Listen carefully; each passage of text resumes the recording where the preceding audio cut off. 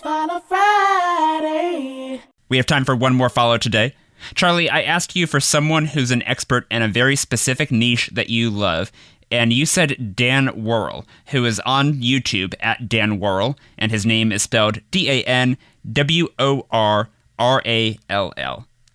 Dan's YouTube description is straight to the point: sound design and sound engineering tutorials.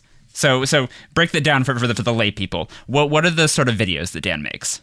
Dan makes tutorials about how to be a better sound engineer, mix engineer, music producer, which, yes, honestly, I feel like I'm probably speaking to a small group of folks that are listening right now. And yet I think we all have something to learn from Dan. He makes the most knowledgeable videos about some very esoteric material that is hard to understand.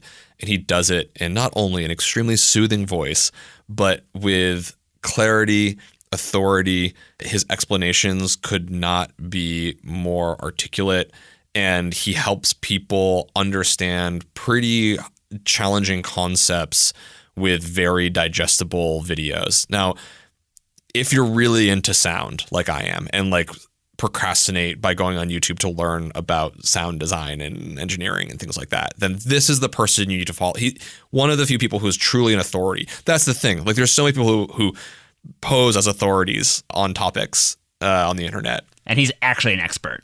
Actually an expert. And it's so rare that you get expert material, especially when so much of the internet is becoming paywalled, where you get like maybe the 2-minute taste of the thing. And if you want to actually hear from the experts, it's going to cost a lot of money.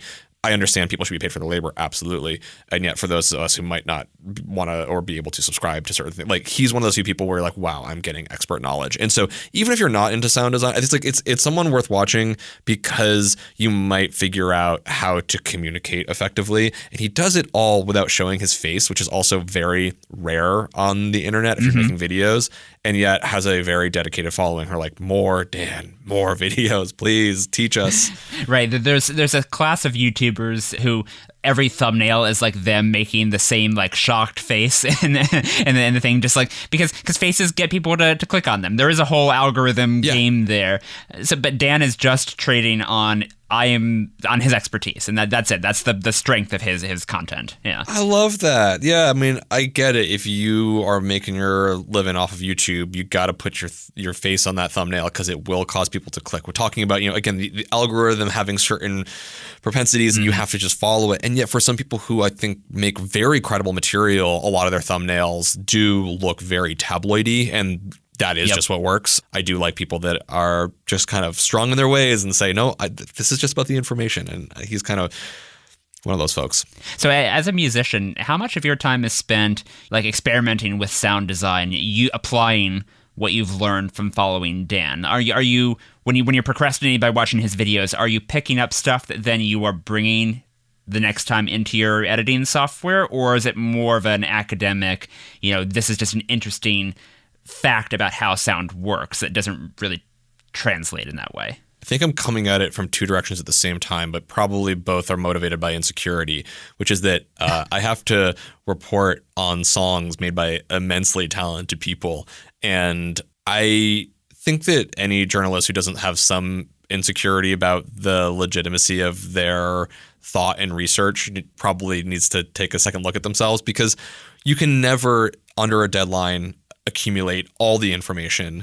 You can only accumulate the best information within that time and be certain within like 99% I got it. But you're always there's a reason why there's corrections, because sometimes you just miss one little thing. So for me, reporting on music, I'm like, I need to understand every little thing about how these songs are made. So I'm very strange in that I frequently will actually recreate songs before I think about how to report on them, because I almost want to get inside the creative mind of the person making it. That's one angle I attack it from. And the other is just like, I also make music and I love music and I love sound. And there is sort of a just larger, deeper desire to understand everything there is to understand about sound. And he has layers of knowledge about advanced engineering concepts which actually apply to everyday music making that are too esoteric to learn about in any other way. So I do end up then applying these tools. And it is, as I said, like, this is my number one form of procrastination from doing my core job of making a podcast about popular music. It's like learning the ancillary details about popular music that I one day may apply, but are not immediately relevant to the exact assignment that I have at any given week. And this is how I procrastinate. And what about for like the average music listener, someone who does not do either or any of the things that you do?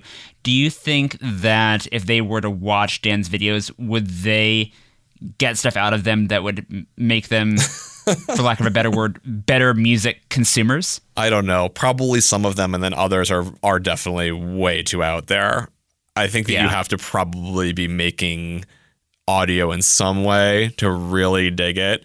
So maybe this is not the best recommendation. No, this is a niche. This category is for niche follows. I love it. Great. I think that this is your follow if this is your world. And it's just kind of, I wanted to highlight Dan because I think that there is such a dearth of people like him. And so, if your thing is like knitting or whatever your thing is, like, go find the Dan Worrall equivalent within your niche. They usually don't have great looking websites. Their video production is never quite as good. Their communication skills are the best, and they actually really know their stuff. I often find that if someone's website kind of looks like it was made on GeoCities, it's either like they have no idea what they're doing, or actually they're the world's leading expert in that thing. It just made me think of something a friend told me in way back in high school, where he says, like, I don't want to learn how to play violin from a 14-year-old virtuoso. I want to learn it from a 70-year-old woman who is perpetually angry at the world and just goes about things in the most unpleasant way possible. For sure. If it's possible to interpret what you've learned for a more casual audience, what is something that you have learned from following Dan's videos that has really stuck with you, either as an analyst, as a musician, as a listener, anything?